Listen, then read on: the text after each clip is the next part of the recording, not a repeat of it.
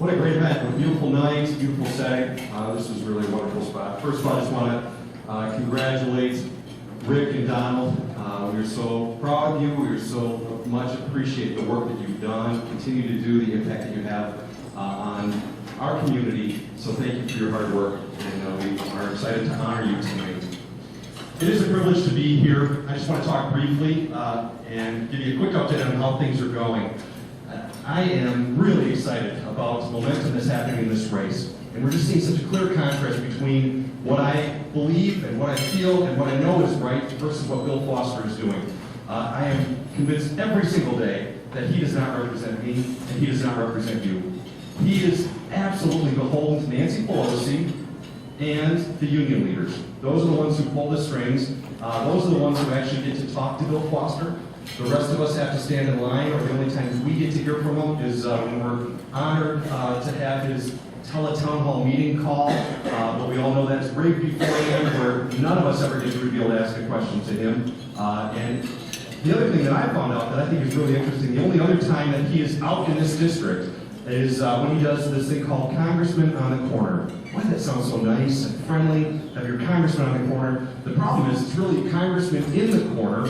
He's in the corner of a room. We're finding out that he's in it's interesting, they tell about these congressmen on the corner after they happen. They never tell anybody before they're going to happen because they don't want anybody to show up. So they let people know who they want to be able to meet with Congressman Foster. And if someone else happens to find him, it's in a back room, and then there's a room in front with staff, and then anybody, constituents who might want to see him have to stand outside and fill out a survey with their name and address, the question they want to ask the congressman gets turned into staff, and then the staff kind of weeds through and decides who gets to get in. And those that do get in get 3 minutes. You get 3 minutes, and then you're out. And I've heard story after story after story of people wanting to get in, wanting to offer help and advice and be able to present from their expertise and being denied that. And I absolutely think that's the wrong thing to do. We need a congressman who's listening to us, who's available, who wants to hear from his constituents. The idea of a congressman working for us for a change shouldn't be a novel concept, but it feels like it is in the 14th Congressional District right now with Bill Foster. I absolutely believe he sees us as a hindrance for what he wants to shove through along with Nancy Pelosi and Mary Reid out in Washington, D.C. And I am completely opposite from that. I want to work with you. I want to hear what's important to you. I want to represent you out in Washington, D.C. We need it. You've heard me talk about that. I know U.S. Congress is different than anything else. It's our most direct connection to the federal government. This isn't, if we're successful, and we are going to be successful November 2nd, when we're successful, this will never be the Hultgren seat. It's not the Foster seat. And it's not the Hastert seat. It's your seat. It's the 14th Congressional District seat. And we must never, ever, ever forget that. It's a trust that you give to the person who serves you out in Washington, D.C. A trust that needs to be held carefully and protected and honored.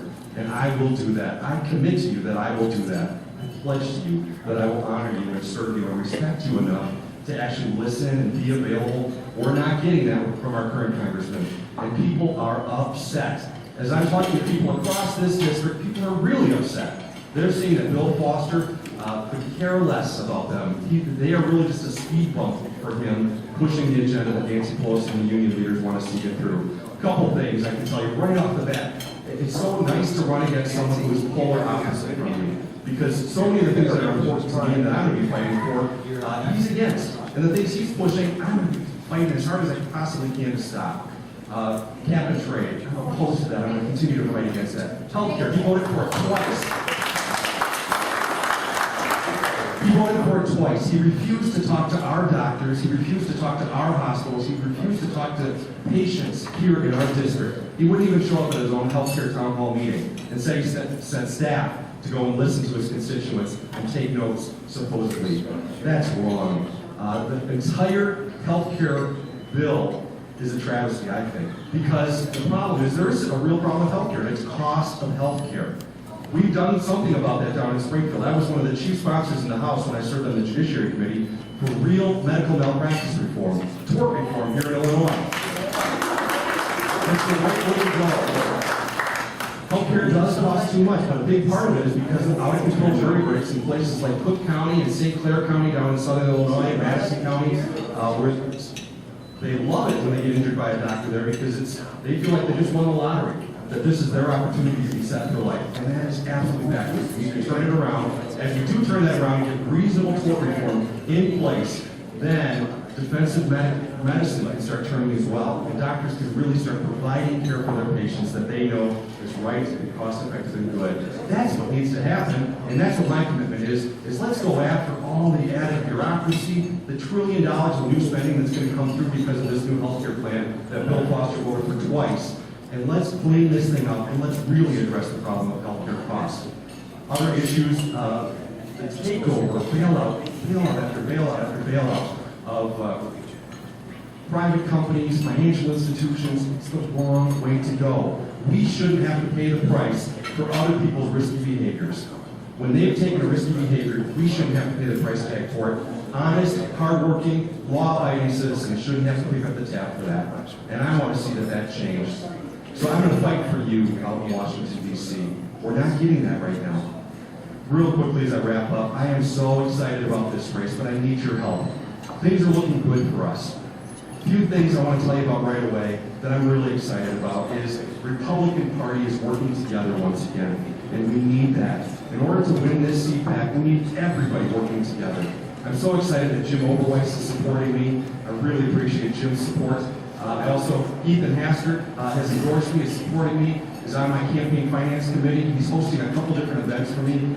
That is so refreshing, and it just shows the amazing character that he has as well. So I'm very excited about that. Also, Chris Lausen, who was involved in the race previously, is supporting me. The Tea Party groups are supporting me. Republican organizations all over this district are supporting me and working for me. And I'm so honored and humbled by that. That's a huge step and something we absolutely need.